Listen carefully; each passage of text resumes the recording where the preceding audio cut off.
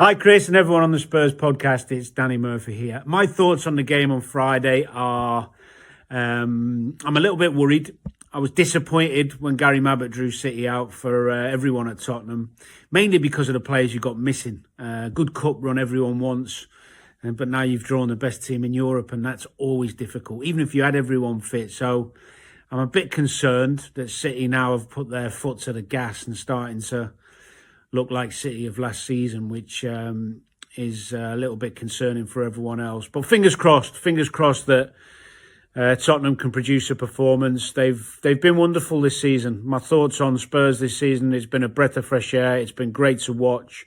There's a clear identity. The fact they've continued to get results, even though all those players have been away or been suspended or been injured, like Maddison, for example, you can see a clear method of play and a clear identity in what they're trying to do. It's high risk, high entertainment, but it really is great to see and great to watch. And I think it's the best way you'll get success. So it's going to be a real difficult game, but fingers crossed that Man City aren't bang at it and they have a few injuries. Don't know if Haaland's back yet. We'll have to wait and see. In terms of Man City this season, I think a few of their new signings have taken a little time to settle. We haven't seen much of Nunez, the lad from Wolves. Doku's done okay. I don't think Guardiola has settled as well as we thought. He's a terrific player, but he's still adapting to the Premier League.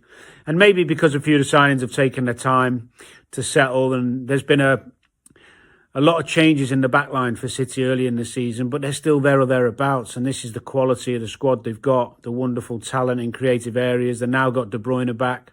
Haaland's training again, so he's not far away. And it's concerning for everyone else that they haven't had that good a half to the season, and they're still in every competition and playing better again, especially now De Bruyne is back, what he did when he came on against Newcastle. So City are still the favourites for probably every competition they're in because of that abundance of talent they have, especially in attacking areas.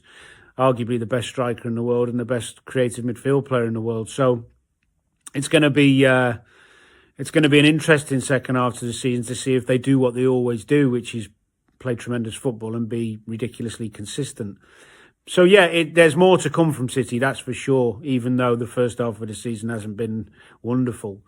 The two new signings, Werner is a good bit of business. I think it's competition for places. He's dynamic, he's quick, tremendous work ethic. I don't think he's miraculously going to overnight become really productive and have wonderful end products, but I think he'll add competition and he'll add intensity to that front line, especially while you've got Son away and if you have injuries to others. So I think it's a clever bit of business for the money spent. Dragerson I've only seen a little bit of in terms of doing a bit of research on him. He looks a real physical presence, quick. He's a nice footballer, the bits I've seen. He can play through the lines. He's calm on the ball. And he can defend, and that's what you want from a centre-half. He looks like he's somebody who could play in a 3 or a 2. He's good on set play, especially in the opposition box, a bit like Romero. He wants to get on the end of things and score some goals.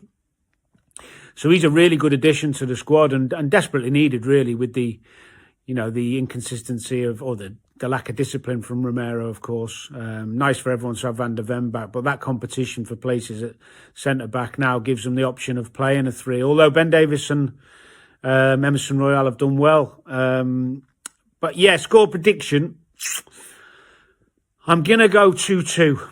I'm going to go a high-scoring draw. I hope not. I hope I'm wrong. I hope Tottenham can beat them. But I think City will get a draw and take them back to Man City and probably, unfortunately, knock you out. But I hope I'm wrong.